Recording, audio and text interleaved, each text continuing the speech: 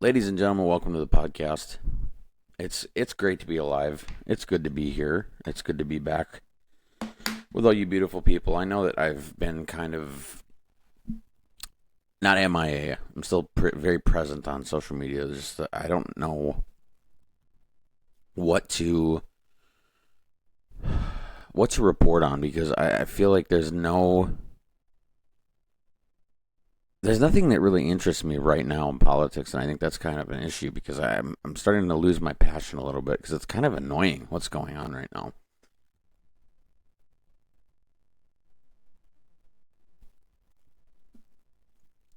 With all the Tesla protests and all the, you know, bombings, airstrikes that are going on right now currently with the current administration, the smoke and mirrors with the Epstein and JFK and MLK Jr. files are just, it's kind of a pain, to be honest. It's really stupid. And it's turning me away from politics. I've just been kind of doing my own thing, taking care of my kids, trying to be a good husband, a good father. And that in itself is a full-time job. Again, like I've said in the past, this is my hobby. This is what I like to do. It's fun. And I know the last episode I didn't really talk about, I don't know if I really talked about politics last time. I know I talked about my acid experience the last time. And that was, I don't know. I feel like that one got a little bit more reception than the other ones. But when you're telling stories about your life and you're telling stories about things that have happened to you and like personal stories, it's something that's easier to tell because you don't have to have this grand knowledge of everything. It's really you just talking about what's happened and your firsthand account. You're able to tell the story and you're able to get through it. And it was just easier to talk that way because right now I'm trying to do research on topics and I find myself just bored and annoyed because I don't really care at this point. And a lot of the things that are happening right now, I'm losing faith in this administration. I'm losing faith in the Trump administration. I'm not saying I regret my vote because I don't regret my vote at all. I knew that Trump was he was the correct person for this job. I feel like he let a lot of people in his cabinet that are not. I feel like they just lied to get in because there's a lot of shit that's going on right now that's just kind of stupid. Pardon my language. There's a lot of crap that's going on right now that's just. It's so asinine and odd. It shouldn't be. It shouldn't be. In my opinion, it shouldn't be happening this way. There were a lot of promises that were made. I know it's going to take time. It's only been 2 or 3 months, whatever. But people are waiting. People are waiting, and I know I'm one of those people. And I think obviously, a constitutional right is you're able to criticize your government without any fear of being imprisoned or thrown in the slammer or whatever. But I think that this a lot of these smoke and mirrors and all this crap that's going on that we've been waiting for, it's kind of like a big middle finger to the people who voted for him. I don't know. Maybe I'm just being cynical. I probably am being cynical.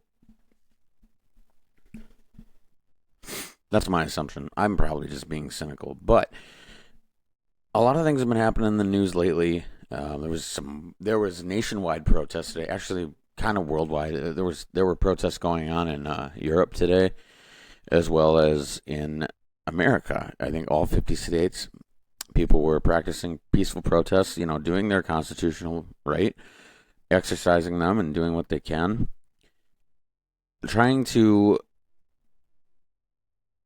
basically protest against Project 2025, which we know is all a gaslighting thing. It's never been confirmed that this is happening. But for some reason in their minds, they believe that it's happening. Not for some reason. It's because the media is reporting on it and saying, well, this is what's going to... Project 2025 is coming and you guys are all, You got to be aware, and like the thing is, the real question is like, how can you even stop it if it is coming? You can't. You can't stop it. You can't stop the federal government. What are you, stupid? You can't stop the federal government for doing anything. It's so hard, and this is again me being cynical once again. You can't stop the federal government from doing anything. They have gotten us to the point where we rely on them so much that any step that we take, whether you're starting a business, whether you're building a house, whether you're buying property, whether you're paying taxes, they have you by the balls, for lack of a better term. That's what they're doing. And it's kind of sad because we've gotten to this point now where, like, gosh, over 200 years ago, we had a revolution, and it was a bunch of farmers with pitchforks and firearms that just took charge, and that's what we did. We escaped a tyrannical government, started our own, but now we're not so far off from that.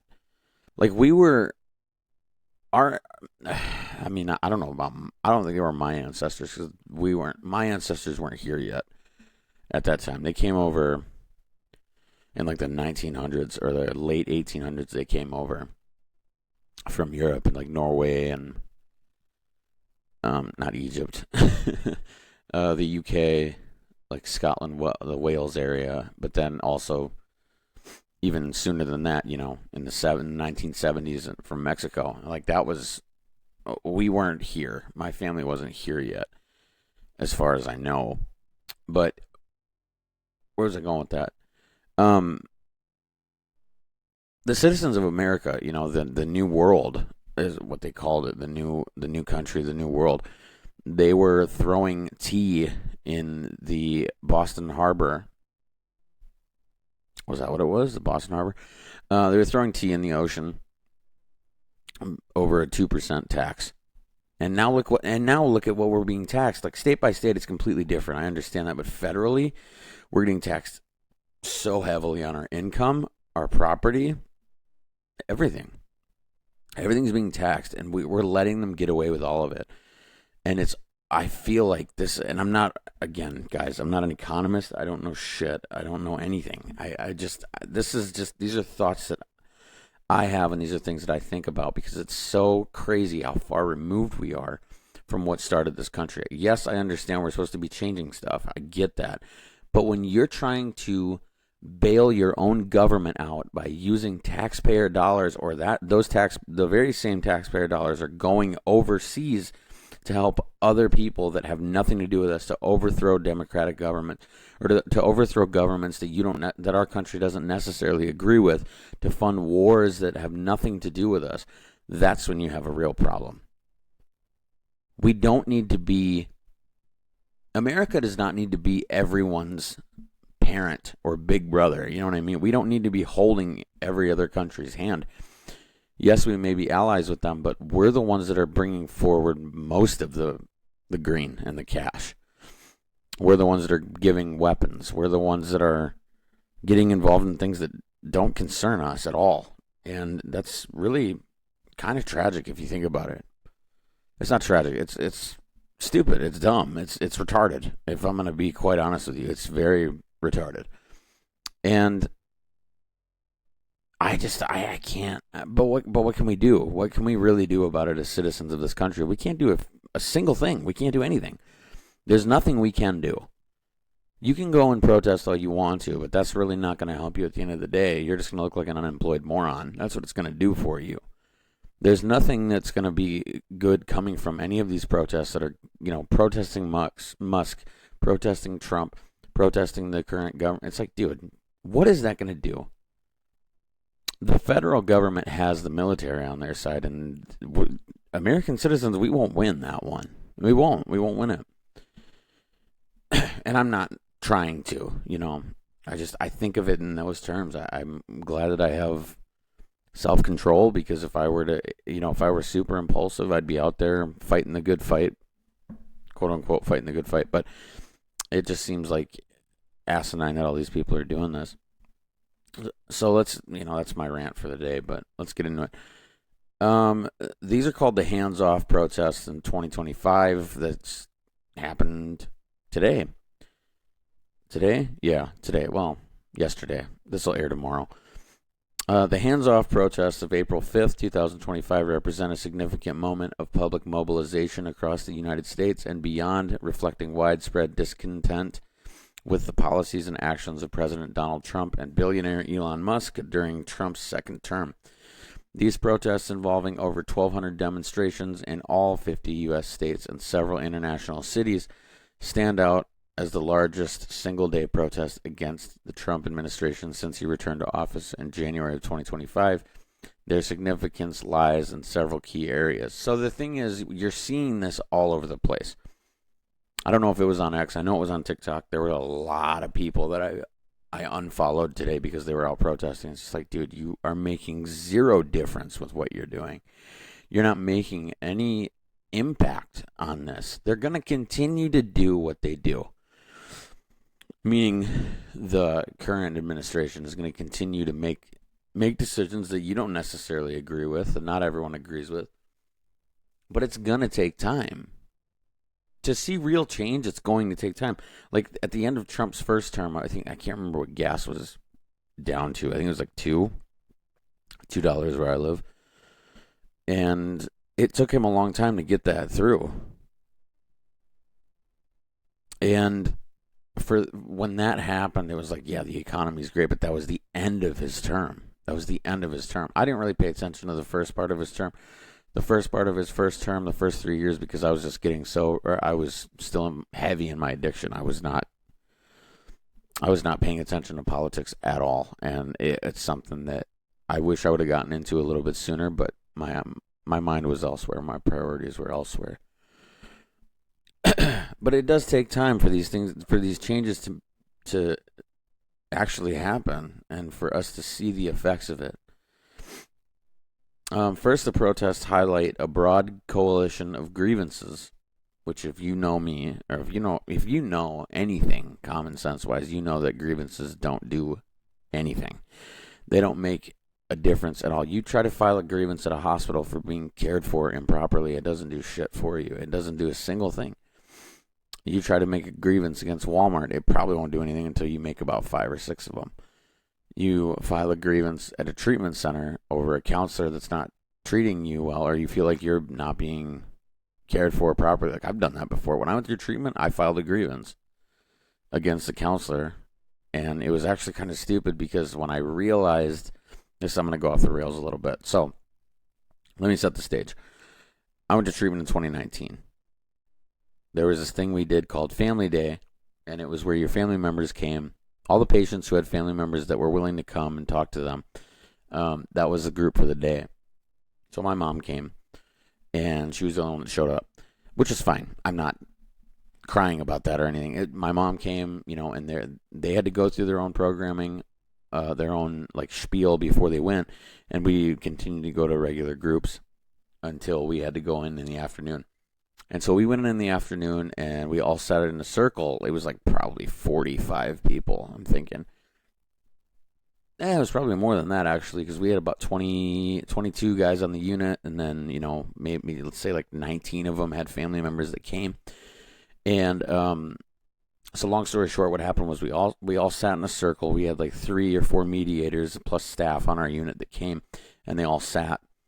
And your family members you would sit in a circle, but they would turn and face you. I can't remember. I don't think we sat in the middle of the circle, but we would turn our chairs towards each other, and your family member would tell you what about your addiction affected them and in what way. I'm sure this is probably standard for treatment centers. So my mom went over all that stuff with me. I was really nervous. I was the first one to go. I didn't, and my memory was shit at the time. So, because I was just barely like 15 days sober, I believe, and so my mind was kind of mush at that point. But that's not the point. The point that I'm making here is there was one of the guys that I went to treatment with, and praise the Lord, he's still sober. Like, thank God for that. And his wife is still sober. That's fantastic. But anyway, basically they had to sit and talk to each other. And then there was sort of a tiff that happened between staff that we regularly worked with and him. And she kind of said some the staff member said some pretty nasty things to the patient in front of everyone, like in front of everyone's family. It was just not a good look. So a bunch of people on the unit conspired together. A bunch of patients conspired together to file grievances against this one person. And I don't think they're forced to apologize, or I don't know if it was like a certain amount of grievances that she had to apologize to us, but when it came time, we were down at rec. It was like a few days later, and she pulled all the people who filed grievances into a different room, and she said, "Hey, I'm sorry that this happened. It's not a good look for the company." And I remember she was talking to me about that, and I just sat there, and at first when I went in, I was like really smug. And I felt really satisfied with like the work that we had done, until I realized that it was so stupid for me to even file a grievance, because it had in no way affected me whatsoever. And I mean, she wasn't wrong in any way, shape, or form. But even if she was, I just told her, she said that she was sorry. And I looked at her and I said, I'm going to rescind my grievance, because we're at the end of the day, we're all human. I don't care if you hold a title and I hold the title of a patient, but we're all human and we make mistakes regardless. And I just told her, I said, me filing this grievance was a mistake. So I accept your apology, but it's really not that necessary, because grievances at the end of the day it's poppycock. It doesn't matter. Like, what are they gonna do? Like, if someone filed a grievance against me in my job, who's gonna file a grievance? But the thing is, if someone filed a grievance against me in my job, like, what am I gonna do? What am I gonna do about it? I don't work with any customers. I work with other employees and birds. Like, that doesn't. The birds aren't gonna file grievances against me, and if they did, it wouldn't make any sense, because they don't speak English, obviously. But they can't talk. So yeah, grievances don't matter. Let's just leave it at that. Grievances don't do anything. So let's continue here. Excuse me. Yeah. So yeah, there's over 1,200 demonstrations, 50 states. A lot of people were on that. There were signs that said felon, felon. Like, so fucking stupid. People will write it out with the felon thing for Trump forever. I feel like they're gonna, yeah, he's a felon. I remember I posted something on TikTok. I can't remember what video it was, but it was something about Trump, and someone fired back with, it was a really good point, I feel like, that I had made in the video, and some random account fired back with, well, he can't leave the country. It's like, who cares, dude? First and foremost, tax evasion. Like, it wasn't even tax evasion. Like, they're inflating the price of Mar-a-Lago, and they're saying it's valued at like $18 million. I'm sorry, it's not worth $18 million. Have you seen that place? I've never seen it in person, but I've seen pictures, and it's really nice, and it's definitely not worth $18 million. That's a low, insultingly low number for that place. But they're going to keep riding it out. So anyway, all these 34 charges that happened, there were no victims. I mean, if you look at E. Jean Carroll, whatever the hell her name is, like, I still think that was BS. But anyway, I'm not here to talk about that. I'm here to talk about the fact, like, that his charges were so, pardon the pun, trumped up that they were just misdemeanors. That's what they were. But then they label him as a felon, and that's the whole gimmick of it all, is that he's a felon. And honestly, all those court cases and all that crap that he went through, I feel like that is what really got him to win, on top of the policies, because he identified with a lot of people that, if you've been screwed by the system, you know what it feels like, and that's definitely something that that happened there. Except it was on a federal level; it wasn't even on like a state level. Anyway, so let's get to this. I'm not trying to do a whole hour today, but if we don't get through this, we don't get through it. Targeting Trump and Musk's effort to downsize the federal government. Um, cut social services like Social Security and Medicare, dismantle consumer protections, and implement aggressive immigration policies. The involvement of Musk, particularly through his role in the Department of Government Efficiency, added fuel to the fire, with critics accusing him of enabling mass layoffs of federal workers and prioritizing corporate interests over public welfare. The convergence of issues, economic insecurity, democratic erosion, and social rights drew a diverse cross-section of participants, from retirees worried about benefits and activists defending marginalized communities. Let me break it down for the people who are actually scared about Medicare, Medicaid, and let's just call it Medicare. No, Medicaid. Let's call it Medicaid and Social Security. If you're afraid of that, like you're probably boomers who are probably, and I hate using that term, boomers who are getting Social Security right now, you're probably the last generation to get it. Because we're not, like, by the time millennials are about to retire, like, there's probably going to be nothing left because of the spending and the deficit, and the budget debt is, like, astronomically through the roof. It's in the trillions. Like, we're screwed. We're probably not going to get Social Security. And that means that later down the line, our kids, my kids, they're probably not going to get a dime or even be able to retire. But hopefully Jesus comes back by then, because I don't know. I just, it's tough for me to come to terms with the fact, like, oh, Elon Musk is coming after my Social Security. Like, what dude, he's a billionaire. What does he need your money for? What does he need $794 a month for? Like, that's so stupid to even say that. Obviously, that's a number I pulled out of my hat, but I don't know what it is now, but for people to be like, oh, Elon Musk is coming after my money, it's like, dude, that is the most asinine statement I've ever heard in my life.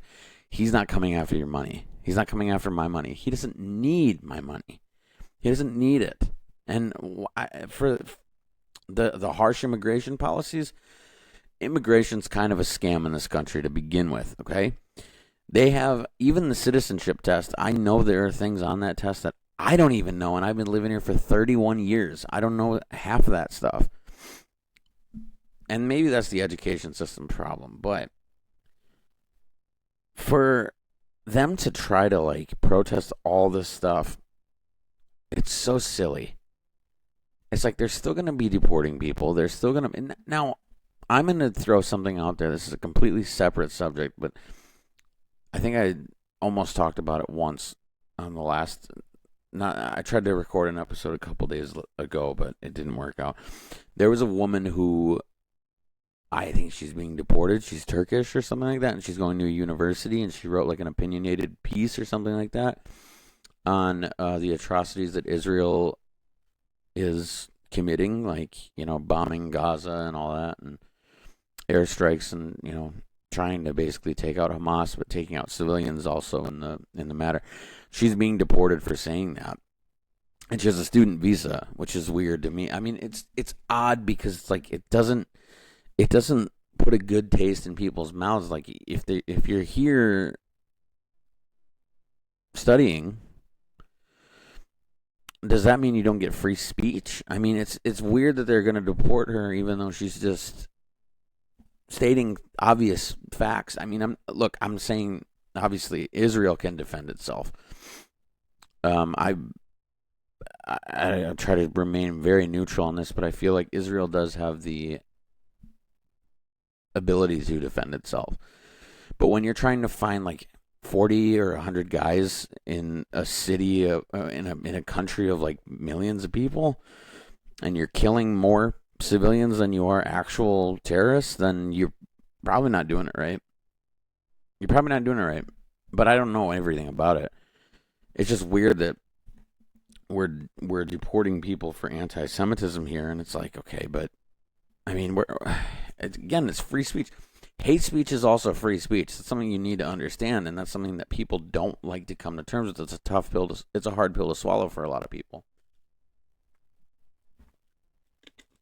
But when it comes to,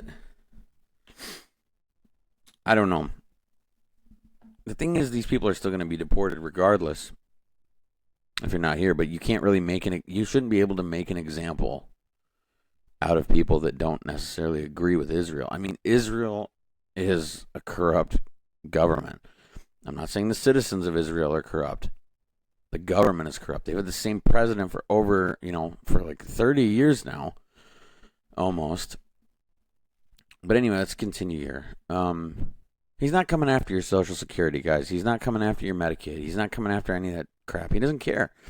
They're probably trying to look through like how many people are actually receiving it. There are dead people receiving Social Security still, like long dead. And it's like who's they're trying to find fraud and corruption somewhere. And for people to be against that, like liberals are supposed to be eat the rich, right? Tax the rich, except for politicians who are on their side, right? So it's an oxymoron in a way. Because the left doesn't have they don't believe in anything.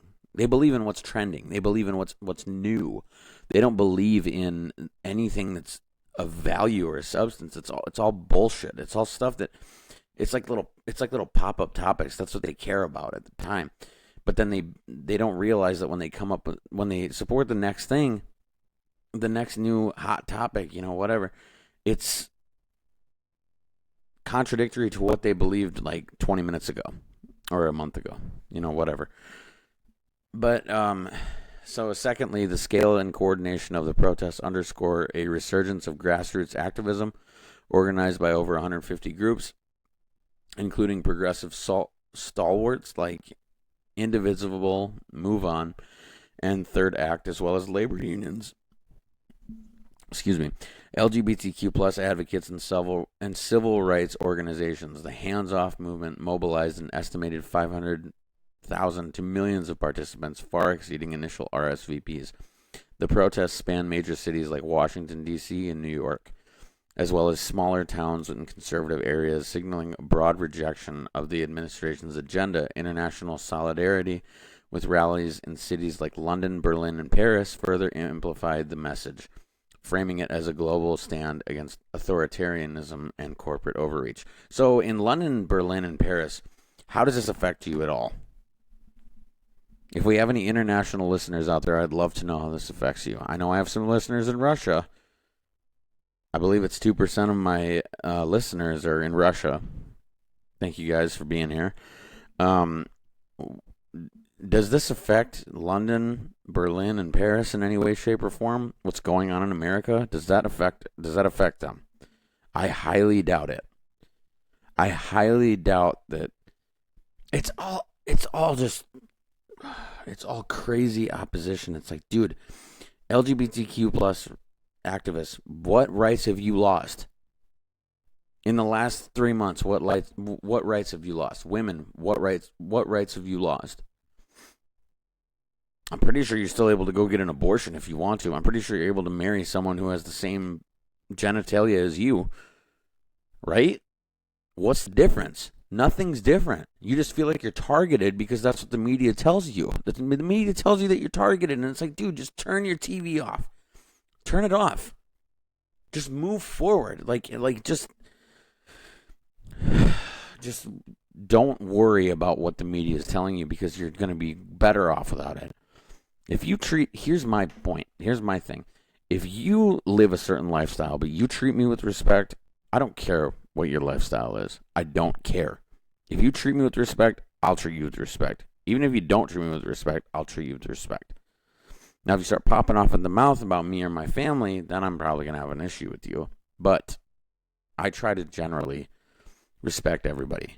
It's how we should live. I mean, why do you want to cause fights with people? Why is this division being caused? It's like, no, we all know the answer to that. It's all about money. It's all about keeping this country divided, even though both parties in the two-party system serve the same master.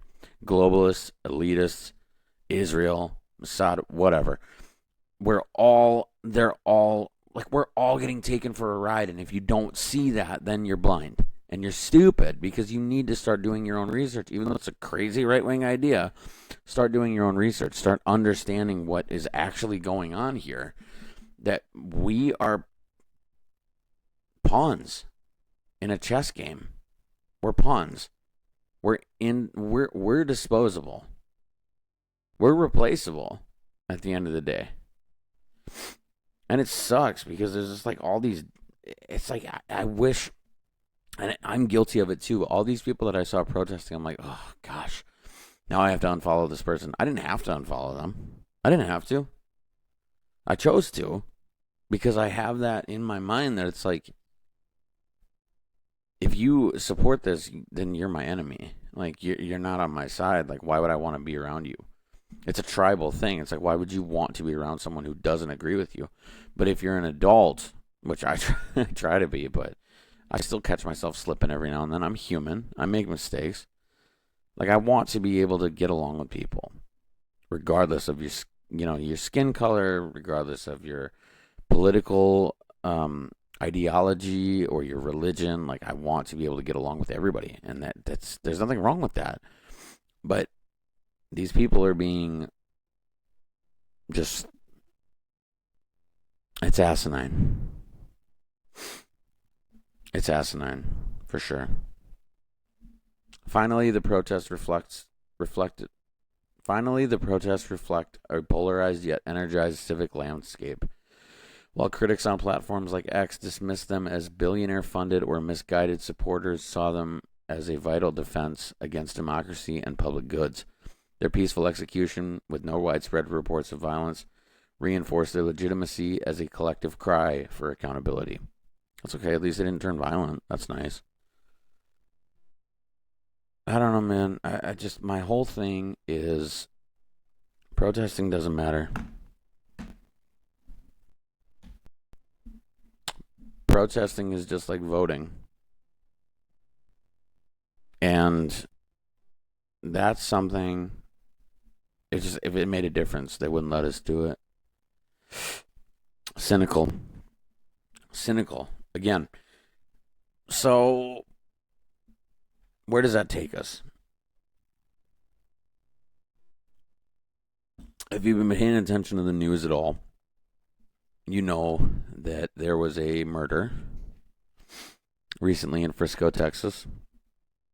A young man by the name of Austin Metcalf was stabbed by Carmelo Anthony. We'll get into that. It has the internet in an uproar right now.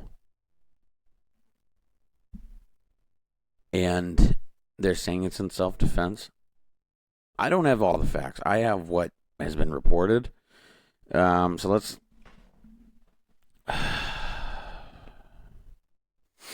Okay, let's get into this. Based on the information available as of April 5th, 2025, here's a detailed breakdown of the murder of Austin Metcalf, a 17-year-old high school student from Frisco, Texas. Note that this account reflects events as reported up to the current date and avoids speculation beyond what's substantiated. So I'll be giving the speculation. Obviously, what I'm reading won't. The background. Austin Metcalf was a junior at Frisco Memorial High School, a standout athlete in football and track, and a well-liked student with a 4.0 GPA. He was born 4 minutes before his identical twin brother, Hunter, and the two shared a close bond, as twins do. Often playing sports together, on April 2nd, 2025, Austin attended a university interscholastic league, District 11 5A track and field championship at Kuykendall Stadium in Frisco. If I'm butchering that, let me know. An event involving multiple schools from the Frisco Independent School District. The suspect, Carmelo Anthony, also 17, was a student at Frisco Centennial High School. So it's two different schools, obviously. Another school in the district. The two teens reportedly had no prior acquaintance, making their encounter at the track meet a spontaneous interaction. The incident. So let's get into this. The murder occurred on the morning of April 2nd, 2025, around 10 a.m. local time. Here's how events unfolded based on witness accounts, police reports, and family statements. Initial confrontation.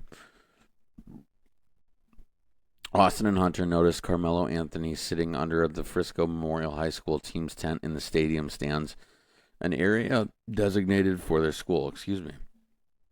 This nicotine pouch is really messing with my voice. Austin approached Anthony and asked him to move, pointing out that he didn't belong there because he was wearing a Centennial High School tracksuit. Hunter later recalled Anthony responding aggressively, saying, "Make me move," quote unquote. Number two, the escalation. The exchange lasted less than 30 seconds. According to an arrest affidavit, a witness reported that Anthony warned Austin, "Touch me and see what happens," quote unquote, while reaching into his backpack. Austin reportedly touched or grabbed Anthony, possibly to emphasize his request, prompting Anthony to pull out a knife. The weapon was described as a small black knife in some accounts. Number three, the stabbing. Anthony stabbed Austin once in the chest, piercing his heart. The attack happened so quickly that Hunter, standing nearby, couldn't intervene in time.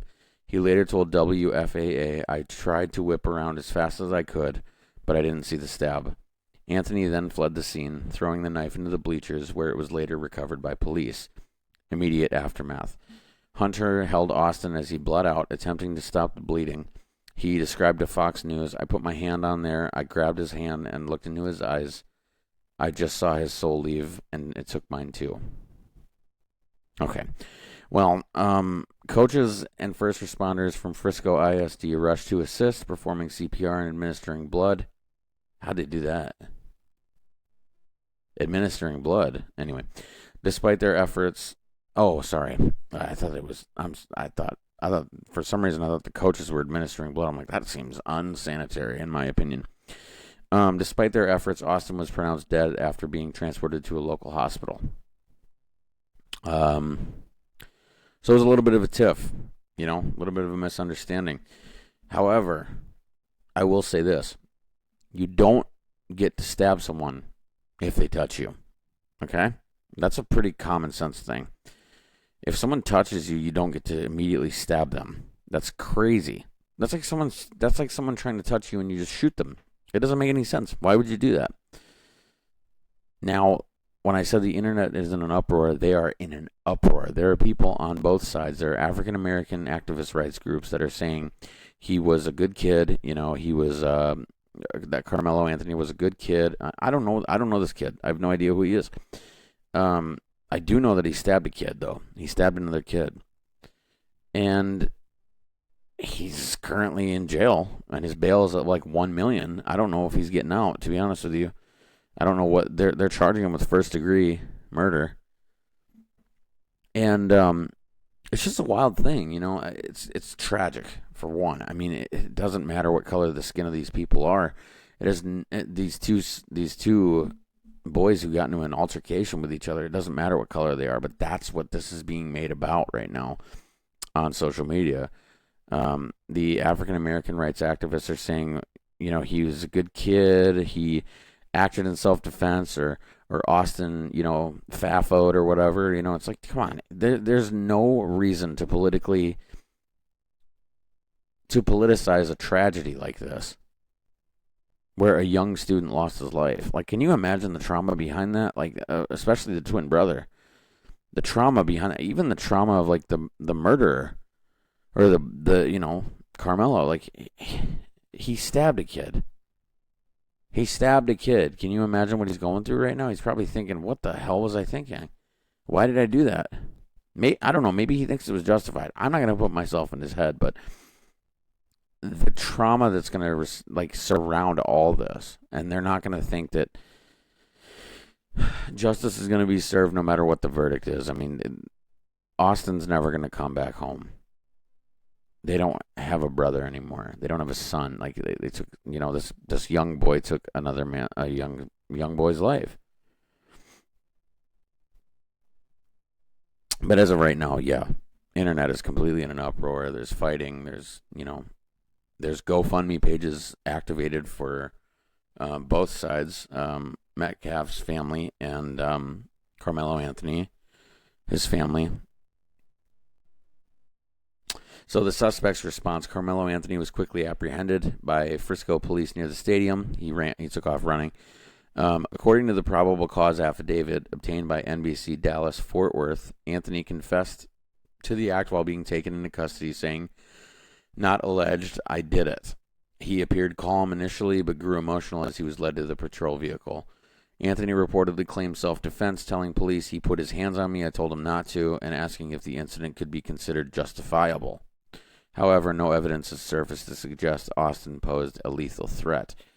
Legal consequences. Anthony was arrested and charged with first-degree murder, a felony in Texas, by April 3rd. He was transferred to Collin County Jail, where his bond was set to at $1 million. The Frisco Police Department continues to investigate involving its School Resource Division, Patrol Division, and Criminal Investigations Division. The case remains active with a trial expected to follow. And then it goes through like his family's statements. You know, I'm not going to get into that. I know that it's tragic for them, and it's really sad, and my prayers go out to you guys. Social media and controversy. The incident sparked a firestorm on platforms like X, where some conservative voices, including libs of TikTok, hate that account, framed it as a racial issue. Austin was white, Anthony is black, pushing white lives matter narratives. This politicization drew over 4.7 million views in posts by April 3rd. So that leaves a really nasty taste in my mouth, to be honest with you. And I may have a nicotine pouch in my mouth, but it does leave a nasty taste in my mouth when people use a tragedy for political gain, for racial bias. I mean, I've seen some really, really wild stuff that I can't even say on here, on X alone, because it's like, it's so outlandish what people actually say when talking about Carmelo Anthony or, you know, Austin or whatever whatever it was that happened here. Critics condemned the racial spin, arguing it exploited a tragedy. Thank you. Jeff Metcalf, Austin's dad, addressed this on Fox News on April 3rd, pleading, "This was not a race thing. This is not a political thing. Do not politicize this. It's a human being thing." Thank you. Thank you. The debate highlighted broader tensions, which is weird. It's kind of funny. It's not funny. This whole thing isn't funny. It's funny that like they're saying like don't make this a political thing, but that this is on this podcast, Political Sanity. Please don't come at me. The debate highlighted broader tensions, with some attributing the murder to personal temper or disculture. What's that? Disculture. While others rejected such generalizations. Key takeaways. Motive. The stabbing stemmed from a brief argument over seating, escalating due to Anthony's armed response. No deeper motive, e.g. racial or premeditated, has been substantiated by authorities or witnesses. I can agree with that. It was a brief argument. It's crazy that was the response, but I'm not gonna make that racial because it's not what it is. Impact. Austin's death shook Frisco, prompting discussions about event security and leaving a family and community in mourning. Unanswered questions why Anthony carried a knife to a track meet and how such a minor dispute turned deadly remain under investigation. Obviously, the story is still, going on. It's an ongoing investigation. The key takeaways, obviously, my opinion piece on this is like, why did this kid have a knife? He obviously intended to defend himself in some way, shape, or form. I don't know what Frisco's like. It might be a pretty rough neighborhood. It might be a rough city. I have no clue. But for him to bring a knife to a track meet of all places, I'm sure he uses it for defense if he runs into trouble somewhere. However, I'm not making excuses for the fact that he stabbed a kid. He stabbed another kid. He took a life. And the thing is, he stabbed him right in the heart. That's like, you're aiming to kill, brother. Like, that's what that is. You're not aiming to make to scare anyone off. You're aiming to fuck some shit up. Pardon my language. But the whole thing with like these boys, like, I never would have imagined. Like, I don't know what other kids are like. I've been 17 once. We've all been 17 once. When you're a kid like that, you don't think about things. You just do things. You do. Like, that's how you're wired. That's how your brain's wired. You're not fully developed yet. But to have a complete impulse control problem like that and just stab a kid or to even put your hands on somebody is just asinine. It's crazy. It's crazy. Just say, hey, man, you're not supposed to be here. And it's wild to me because I was in track as well. We talked to a lot of other teams, and there was one time, I believe in particular, we had a bunch of people from a different team come and sit under our tent with us. Because it was like we were all human beings at the end of the day. It didn't matter like what you believed or who you were. It's just like you're in track just like me. Why can't we be friends? Why? Because because we're on a different team, we can't be friends? It gets to be really muddy, and my prayers go out to this family. Both families, actually, whatever they're going through.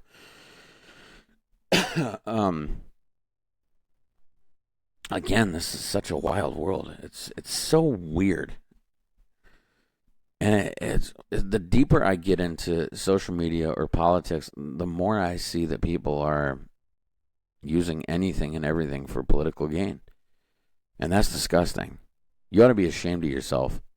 If you believe that this is political in any way, shape, or form, or this is a racial thing, you need to take a look in the mirror and understand that what you're thinking is completely off the wall. If you're trying to grift for views and impressions to get money for this, you are a piece of shit. Number one, you're a real asshole, and I'll be the first one to say it. It's just crazy.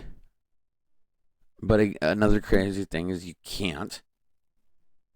Number one, don't put your hands on people. Number two, you can't stab someone when they put their hands on you. You can defend yourself in other ways. If this young boy had defended himself in a different way, I feel like we would have had a completely different outcome. You probably wouldn't even be reading about this right now. This wouldn't be the top story on the news right now.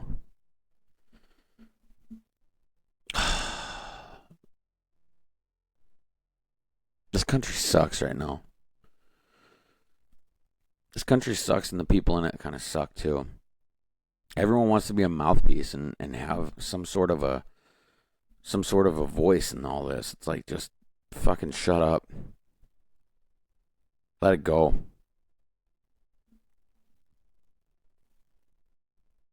It really blows, dude. This is so stupid. But, you know, what can I do about it? Nothing. I can tell you guys about it. That's just what I do. But again, guys, it's getting late. I'm probably going to wrap this up. I appreciate you guys sitting here and supporting me, listening to me rant about, you know, the news stories that are, listening to my stories, my stupid stories that I have, and then just listening to the headlines I talk about. I appreciate every single one of you. Again, this has been Political Sanity. I'm Adam Bruton. I hope you guys have a great rest of your weekend. This will be up tomorrow, so have a good one. Be good to yourselves. Be good to each other. God bless you.